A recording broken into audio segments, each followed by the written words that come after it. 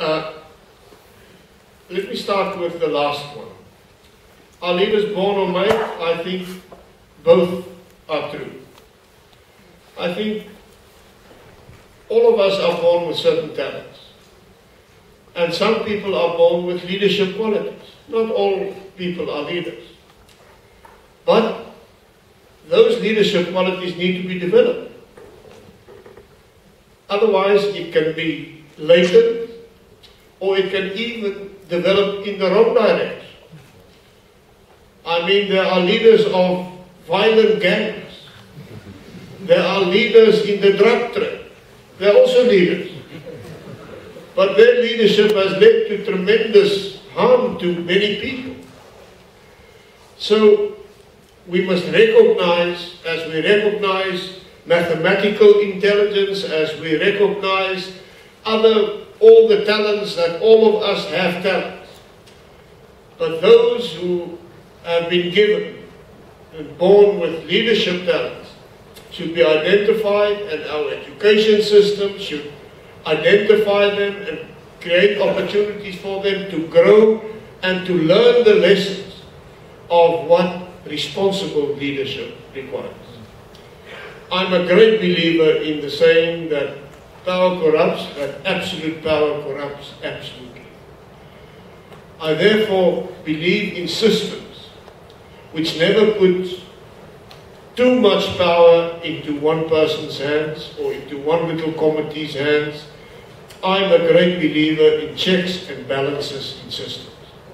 In constitutions, I believe in the division of power, I believe in the rule of law, and I'm glad that we succeeded in negotiating a constitution where even Parliament can make laws which the Constitutional Court can nullify because it's in conflict with the values of the Constitution.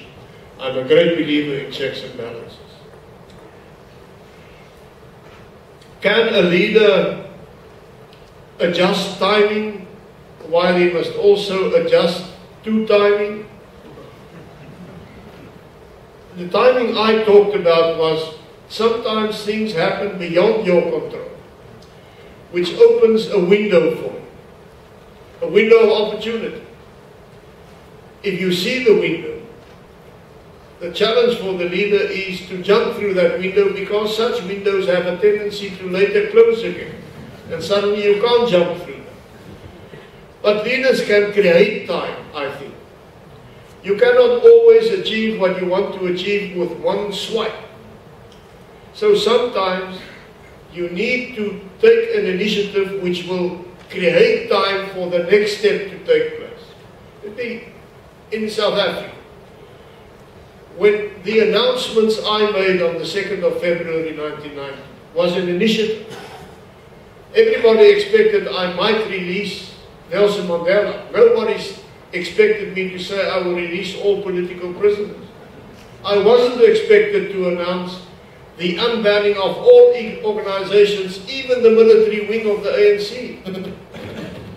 It was an initiative. It created time and space.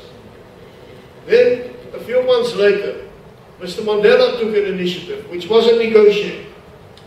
He announced the suspension of the armed struggle. It created time. And those two initiatives, in a certain sense, set the scene for successful negotiations.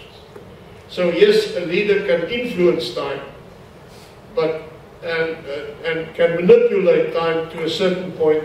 Of course, as with all things, if it's done in the wrong way, it's also a negative thing to do.